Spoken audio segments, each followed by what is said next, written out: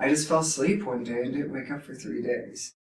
And in that 3 days, it seemed like I had 40 years on the other side, 30 or 40 years of a life.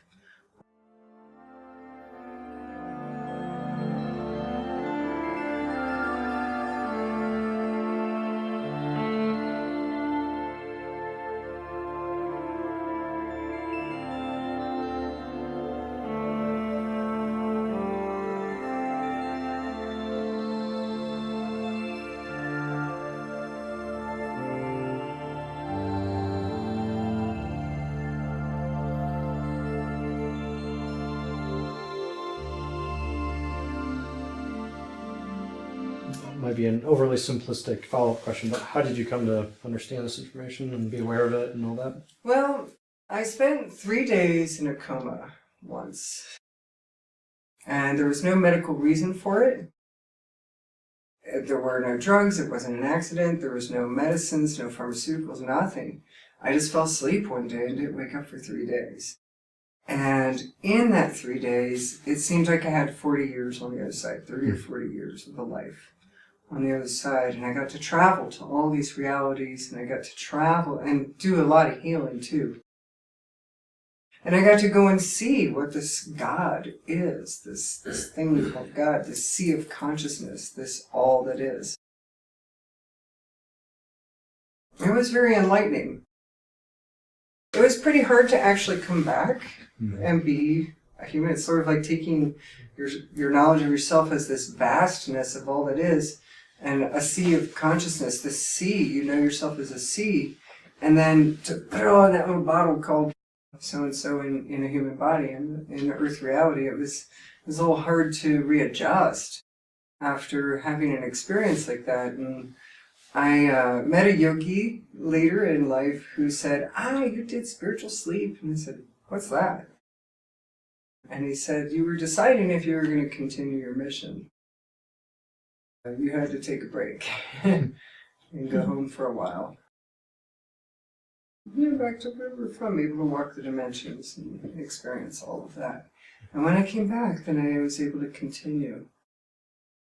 I was shown a lot of things, and it's all done in deep meditation. Anybody who doesn't know how to meditate yet, you really have to make the time to learn this, because if you want all these goodies, this universe that's inside you, it's inside, it's an inward movement. If you want to experience that, you have to learn how to go deep within, and meditation is the way to do that. And if you don't know how to do meditation, then start with guided meditations. There's thousands of them on the internet, just start with that. And then it grows from there. Don't start with the advanced level of meditation, trying to sit there for half an hour with no thoughts, without any kind of assistance. That takes time to reach that kind of level, but that's the level you have to be at to be able to go into these really altered states, theta level states. You have to practice a long time. Not too long. The time is shorter now than it used to be. It used to be a lot longer to get into these spiritual states because the veils were thicker. The veils are very thin now, so it's possible to get into those states now sooner than you would have if you were, say, doing this 20 years ago. Maybe 20 years ago you would have had to spend 4,000 hours doing yoga. Whereas now, you can do it pretty instantly if you just put your mind to it. Meditation is the way to get this kind of information. It's innate wisdom that's inside you. I always like to put whatever I say out as, okay, this is my opinion, this is my experience, because other people can go to the same place in those dimensions and see the same situations and have a whole different take on what it is. I never like to say that this is how it is. I'd rather say this is how I've experienced it. And if you really want to know the history of the universe, meditate. It's in you. You're gazillions of years old, so you know. It's in you. There's nothing that's not attainable by you as far as the wisdom goes of the universal mind. The universal mind, you're part of this ocean of consciousness. You're part of this universal mind. And when when you stop thinking with the human mind and you start thinking with the universal mind, you have a gazillion times more information available to you. And the universal mind kind of works like a grid work. There's a longitude and latitude, and and maybe this grid work is flexible and isn't just squared. At each intersection in this grid work, you are the intersection in this universal mind, like a synapse in the brain, or a receptor that's there to catch completed ideas from the universal mind, or catch wisdom that's already there. You actually catch. That's what the mind is for catching these ideas, these thoughts, this knowledge from the universal mind that is right there. Like the holodeck? Holodeck? Well, sure. If that helps you to visualize it, but I think of it more like with everyone like a noosphere. A noosphere is this consciousness of one particular species. For instance, horses have their own noosphere. Dogs have their own noosphere. Monkeys have their own noosphere. Humans have their own noosphere. Plants have their own noosphere.